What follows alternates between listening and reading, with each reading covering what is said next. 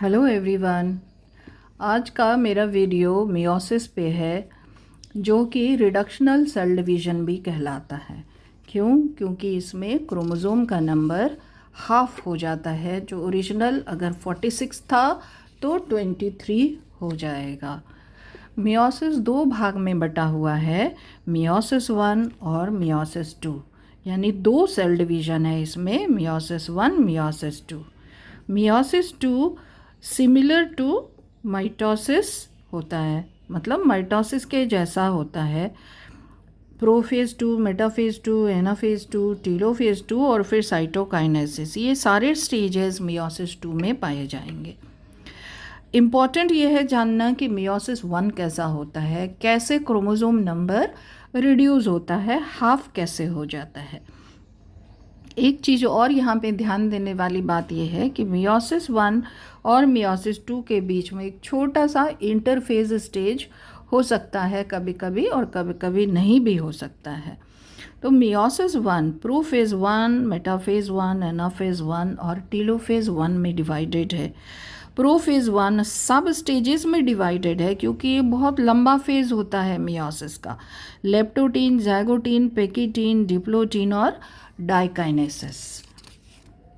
तो सबसे पहले डिवीजन के ठीक पहले जो सेल होता है उसका स्ट्रक्चर कैसा रहता है। सेल के अंदर न्यूक्लियर मेम्ब्रेन होगा, न्यूक्लियोलस होगा और क्रोमैटिन नेटवर्क होगा। तो क्रोमैटिन नेटवर्क में ही एक्चुअली क्रोमोसोम्स होते हैं। और यहाँ पे दो सेंट्रियोल आपको दिख रहा है जो सेंट्रोसोम के अंदर होंगे। ये जो सेल है अभी ये कहलाता है प्री मियोटिक इंटरफेस में है। और ये एक्चुअली में सेल साइकिल अगर आपने पढ़ा है तो सेल साइकिल के G2 फेज में होता है। जैसे ही मियोसिस स्टार्ट होगा ये एंटर कर जाएगा लेप्टोटीन में। और इसमें क्या क्या चेंजेस होंगे? दो मेन चेंज ये पूरे टाइम होते रहेगा जब तक कि प्रोफेज चलता है तब तक। एक, न्यूक्लियर मेम्ब्रेन डिसअपियर होना धीरे धीरे शुरू हो जाता है, और जो सेंट्रियोल्स हैं सेंट्रोसोम के अंदर, ये दोनों ऑपोजिट पोल्स की तरफ मूव करना शुरू कर देते हैं। ऑपोजिट पोल्स इसके क्या हुए? जैसे धरती का नॉर्थ पोल और साउथ पोल है और इसको इक्वेटर माने, ये नॉर्थ पोल साउथ पोल, उसी तरह से ये पोल्स बना लेते हैं मूव करके, और न्यूक्लियर मेम्ब्रेन धीरे धीरे डिसअपियर होने लगता है। आगे के स्टेजेस में कंप्लीटली डिसअपियर हो जाएगा। मेन चेंज जो आता है वो है क्रोमैटिन नेटवर्क में। इसमें कॉइलिंग और कंडेंसेशन होता है। तो कॉइलिंग जहाँ ज़्यादा हुआ वहाँ पे ऐसे गोल गोल बीड जैसा नज़र आएगा, और जहाँ पे कम हुआ वहाँ धागा जैसा दिखता है। तो लेप्टोटीन स्टेज में क्रोमोसोम्स बीडेड अपीयरेंस लिए हुए, जैसे मोती की माला होती है ना, वैसे क्रोमोसोम्स इसमें नज़र आते हैं। इनको बीडेड क्रोमोसोम्स कहा जाएगा। और बाकी कभी भी ऐसा नहीं होता है कि लेप्टोटीन में आके सेल डिवीज़न रुक जाएगा या नहीं। एक बार प्री मियोटिक इंटरफेज से डिवीज़न स्टार्ट हुआ तो ये बिना कंप्लीट हुए कहीं भी रुकता नहीं है। और एक चीज़ और है कि ये जो डिवीज़न है वो हमारे कन्वीनियंस के लिए है, कहीं भी ये स्टेजेस एग्जिस्ट वैसे नहीं करते हैं। तो लेप्टोटीन से सेल एंटर कर जाएगा ज़ाइगोटीन में, और जो बीडेड अपीयरेंस वाले क्रोमोसोम थे वो और ज़्यादा कॉयल और कंडेंस्ड होके डिस्टिंक्टली नज़र आएंगे। और इसमें क्या होगा कि जो होमोलॉगस पेयर है क्रोमोसोम, जो मेल साइड से आया है फीमेल साइड से आया है, यानी मदर और फादर साइड से, वो दोनों पेयर करते हैं। तो अगर 46 क्रोमोसोम है तो 23 पेयर नज़र आएगा। अगर 3 सेट नज़र आ रहा है इसका मतलब टोटल 6 क्रोमोसोम है। तो हम लोग स्टार्ट कर रहे हैं 3 पेयर ऑफ क्रोमोसोम्स से, 3 पेयर लेके हम चल रहे हैं। न्यूक्लियर मेम्ब्रेन डिसअपियर होते जा रहा है, न्यूक्लियोलस डिसअपियर होते जा रहा है, सेंट्रियोल्स अपोजिट पोल की तरफ मूव कर रहे हैं। एक चीज़ और है वो ये जो कि ये जो होमोलॉगस क्रोमोसोम्स अटैच होते हैं एक दूसरे से, तो ये जिप की तरह अटैच होते हैं, पॉइंट टू पॉइंट अटैचमेंट होता है। और इसके बीच में ये जो कॉम्प्लेक्स का फॉर्मेशन होता है इसको सिनेप्टोनिमल कॉम्प्लेक्स कहा जाता है। तो ये है ज़ाइगोटीन स्टेज। ज़ाइगोटीन से अब एंटर करेगा सेल पैकिटीन में। पैकिटीन स्टेज बहुत इंपॉर्टेंट है।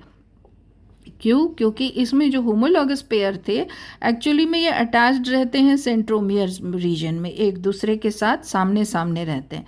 तो सेंट्रोमियर अगर ये है क्रोमोसोम्स का, ये रेड क्रोमोसोम और ये ब्लैक, तो सेंट्रोमियर से आगे इधर लॉन्जिट्यूडनली ये स्प्लिट करेगा। तो देखने में आपको लगेगा कि इसके 4 आर्म्स हो गए, 1 2 3 4।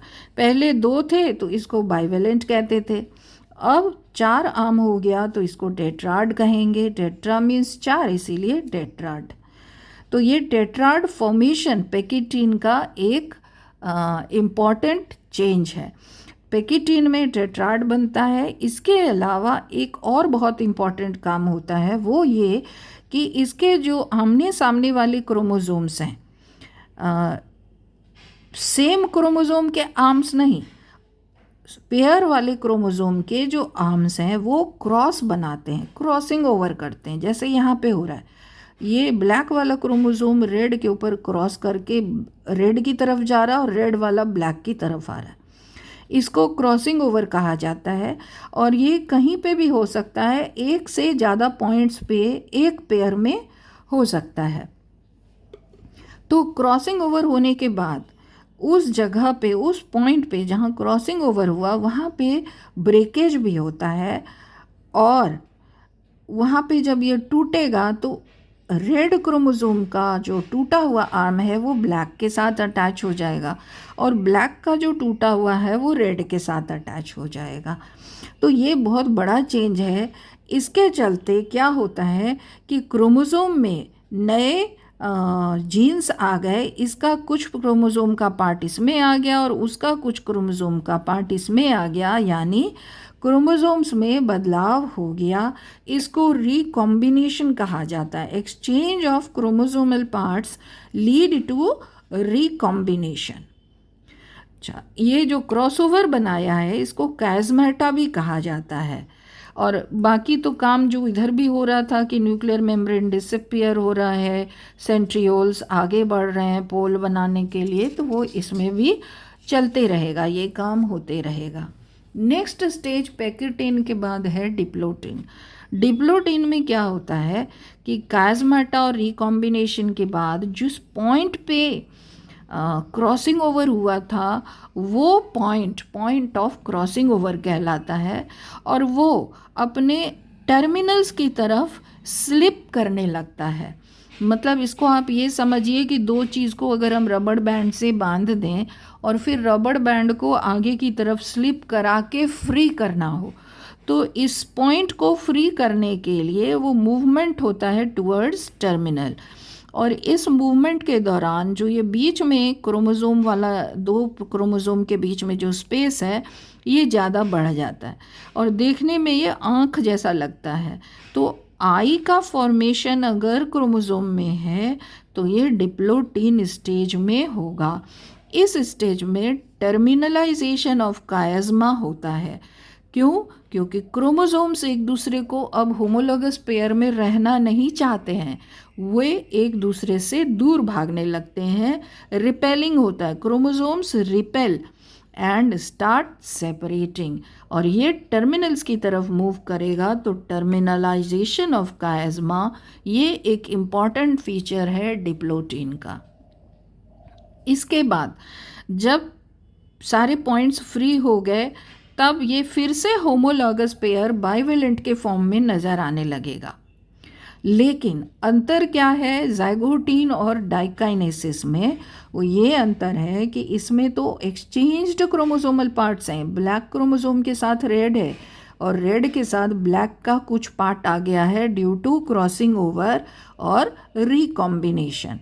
अब ये जो 3 पेयर हमारे पास शुरू में थे बाइवेलेंट के, ये अभी भी 3 पेयर हैं but with exchanged chromosomal segments. अच्छा, अब और एक चीज़ क्या होता है डाइकाइनेसिस में कि दोनों जो सेंट्रियोल्स थे वो अपोजिट पोल्स अब बना लिया इन्होंने और यहाँ से स्पिंडल फाइबर्स निकलते हैं with the help of cytoplasm और स्पिंडल फाइबर्स जो ये सेंट्रोमियर है ना क्रोमोसोम का, इसके साथ अटैच हो जाते हैं और इसको खूब बढ़िया से इसके साथ जुड़ जाते हैं। तो ये कहलाता है स्पिंडल फॉर्मेशन। अब ये सबसे अच्छा आपको मेटाफेज 1 में नज़र आएगा।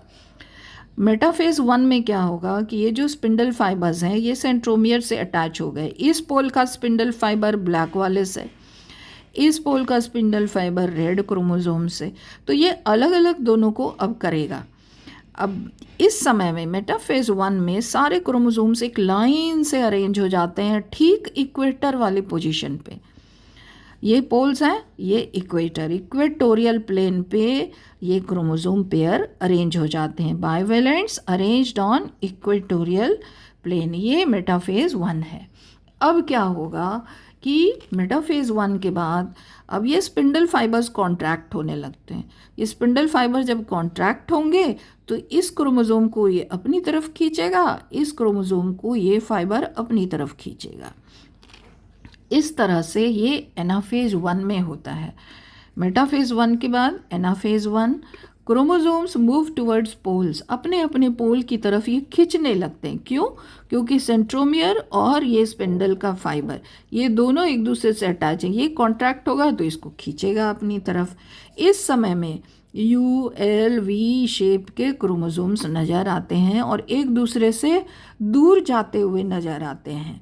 तो ये एनाफेज 1 हो गया। एनाफेज 1 के बाद आ जाइए आप टीलोफेज 1। क्या होगा कि ये जैसे रेड क्रोमोसोम था विथ एक्सचेंज्ड पार्ट्स, ये अपने पोल के पास पहुंच गया। Black chromosome with exchange parts, ये अपने पोल की तरफ पहुंच गया। तो अब इसके बाहर न्यूक्लियर मेम्ब्रेन का फॉर्मेशन फिर से स्टार्ट हो जाएगा। ये हुआ कि न्यूक्लियस का डिवीजन हो गया। अब 2 न्यूक्लियस डिस्टिंक्टली नज़र आ रहे हैं। इसको कहते हैं karyokinesis. 2 daughter nuclei are formed, इसीलिए इसको क्या कहेंगे? कार्योकाइनेसिस। लेकिन अभी साइटोप्लाज्म का डिवीजन नहीं हुआ है। इसके साथ साथ अब साइटोप्लाज्म में भी कंस्ट्रिक्शन बनना शुरू हो जाता है और धीरे धीरे ये कंस्ट्रिक्शन डीप होते जाता है और इस सेल को 2 इक्वल भाग में बांट देगा। इसको कहते हैं साइटोकाइनेसिस और ये इक्वेटोरियल लाइन पे होगा। मतलब जो सेल का इक्वेटर था उसी लाइन पे ये डिवाइड करना शुरू करता है। तो एक्चुअली में सेल डिवीजन का 2 भाग है। पहले तो न्यूक्लियस डिवाइड होता है, फिर साइटोप्लाज्म डिवाइड होता है, कार्योकाइनेसिस और साइटोकाइनेसिस। तो इस तरह से टीलोफेज 1 ख़त्म होते होते लगभग 2 सेल हमको मिल गए जो कि अभी सेपरेट होना बाकी है। तो 2 सेल जो हमें मिले, एक जिसमें कि रेड क्रोमोसोम था with black exchanged parts, 1 2 3 chromosome. दूसरा जिसमें कि ब्लैक क्रोमोसोम्स पहुंचा with exchanged red chromosomal parts. तो ये 2 सेल हमको मिल गए। अब आगे ये फिर मयोसिस 2 में एंटर करेंगे। तो ये प्रोफेज है, मेटाफेज 2, एनाफेज 2, टीलोफेज 2। तो ये ठीक माइटोसिस की तरह यहाँ पर डिवीजन होगा और ये सेल 2 सेल बना लेगा और ये ब्लैक क्रोमोसोम वाले सेल भी 2 सेल बना लेंगे। तो ओवरऑल हमें 4 डॉटर सेल्स मिल गए। मियोसिस 2 के अंत में 4 डॉटर सेल्स मिलते हैं, लेकिन इनमें क्रोमोसोम का नंबर जो पहले 6 था अब 1 2 3 हो गया, यानी हाफ में रिड्यूस हो जाता है, हाफ हो जाता है। इसीलिए इसको रिडक्शनल डिवीजन भी कहा जाता है।